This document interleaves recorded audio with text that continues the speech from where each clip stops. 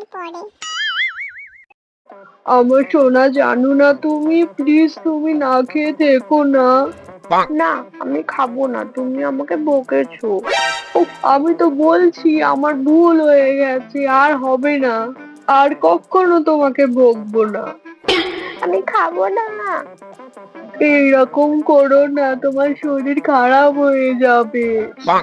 আমি খাবো না বলছি তো। তোমার জন্য বাড়তে বলিনি, আমার খুব খিদে পেয়েছে, আমার জন্য ভাত বেড়ে দিতে বলছি।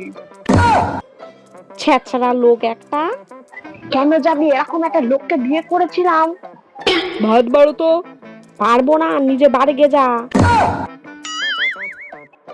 আচ্ছা জান, তুমি তো আমার জন্য একদিন নিজের হাতে কিছু রান্না করে খাওয়াতেই পারো, বলো। আমারও তো ইচ্ছা করে নিজের হাতে কিছু রান্না করে তোমাকে খাওয়াতে, কিন্তু কি করব বলো, ওই যে আমার মাথা, মা তো দেখতে পেলেই সন্দেহ করবে। তাহলে আমার কি আর তোমার হাতের রান্না কপালে জুটবে না? না গো, জুটবে না। নিজে রান্না করতে পারলে নিজে করে নেগে যা। এই কালনাগিনীকে বিয়ে করে আমার কপালটা পুড়েছে গো, বিষাক্ত মাল একটা। এই দেখ, বেশি বকিস না, নয়তো গলার মধ্যে রিমোট ঢুকিয়ে দেবো। তুই যেমন গুণবতী তেমনই রূপবতী। তোমার মতো সুন্দরী এত মিষ্টি মেয়ে আমি আগে কখনো দেখিনি। হ্যাঁ, কি যে বলে না গো তুমি। হ্যাঁ গো, সত্যি বলছি। আমি কি তোমায় মিথ্যে বলতে পারি বলো? যা, তুমি আমার সাথে মজা করছো।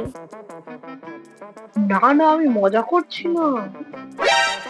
আমি আর এত এত টাকা নষ্ট করে ময়দা কিনে দিতে পারবো না গো। সেই তুই ফাউন্ডেশনকে ময়দা বলছিস?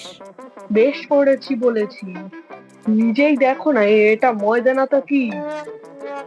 শালা ফালতু ফালতু আমার টাকাগুলো নষ্ট হয়েছে এতদিন। এবার থেকে যদি সাদা ভুল হওয়ার ইচ্ছা হয়, তাহলে বাড়িতে ময়দা আছে, ওটাই মেখে নিও।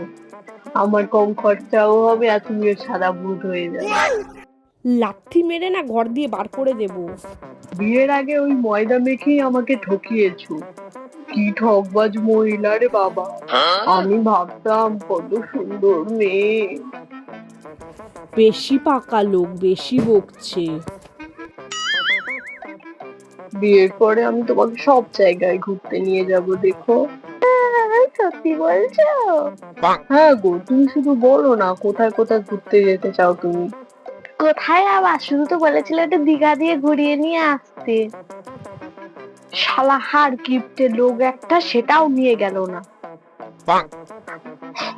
কোথাও ঘুরতে নিয়ে যাওয়ার কথা বললেই ওনার গায়ে চুলকানি দিয়ে ওঠে। কেন, তোমার বাপের বাড়ি তোমায় ঘুরতে নিয়ে যায় না? ওটাও তো ঘুরতে যাওয়ার জায়গা, বলো। দেখ, আজকে তোকে আমি মেরে পুঁতে রেখে এখানে, তবেই বাপের বাড়ি ঘুরতে যাব।